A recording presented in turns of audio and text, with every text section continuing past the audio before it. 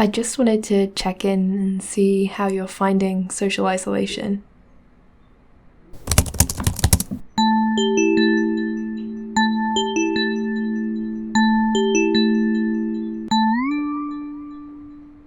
I feel like communicating online. Like it's like watching a movie through a magnifying glass. You only really get like 10% of what a person is, or what their statement is, through how you communicate online. Do you remember the moment you realized this thing was serious? Probably when my tutor, Dan, said that the university might possibly be closed during the Easter break. Little did he know it'd be closed forever. Yeah, so that was when I was like, oh, this is kind of becoming a bigger or a larger thing. When me and my girlfriend went to Asda, and I spent the last of my cash money on stocks. Because we weren't sure about, like, next time we were gonna be able to go outside. I was panicking. I was anxious.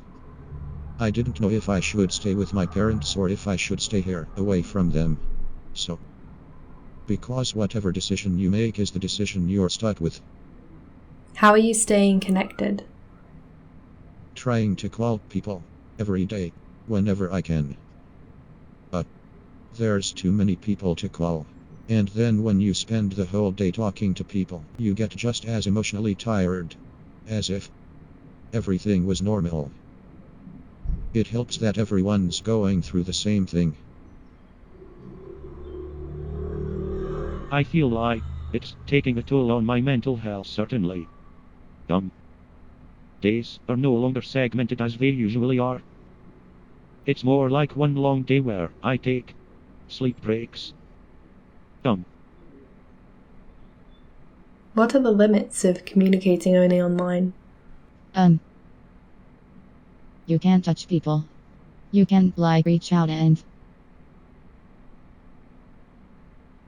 It's mainly the internet connection, but at least it's in a time when we can just go online and talk to people, and not a stupid time, like the 1600s.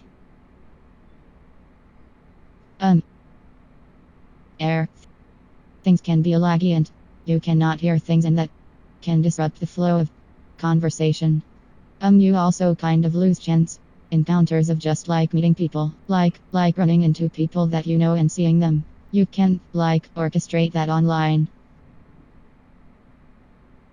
But it's also sometimes it's not less stiff, but I had some friends I knew who are far away from me anyway, who live in different parts of the country, so we talk online anyways the way that we talk, and we're actually kind of talking more. Because everyone's sort of kind of at home all the time, so we have more time to talk. So some people I've actually been talking to them more. Say the pandemic ended now and I told you that you could just leave the house and do whatever you wanted and it would be totally fine. What would be the first thing that you'd do? I'd go see my parents, or I'd go see my boyfriend.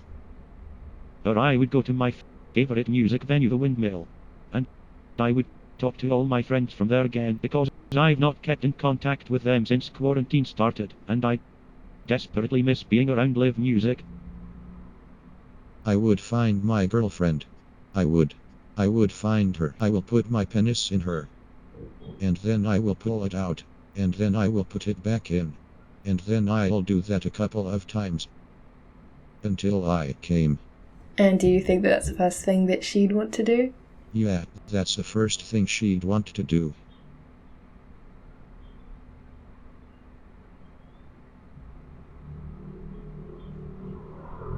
How do you think this whole experience has affected your relationship with other people?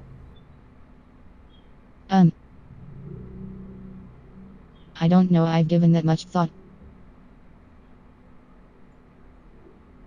It helps keep you connected. But you do miss just seeing people and doing stuff with them, especially when you're talking on the phone. And when you're on the phone, that's All you do talking on the phone is talk.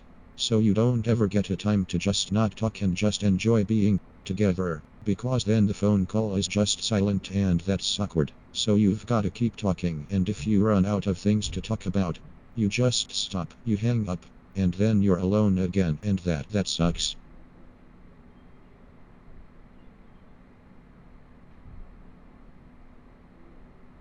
It's made me reevaluate the things I consider important.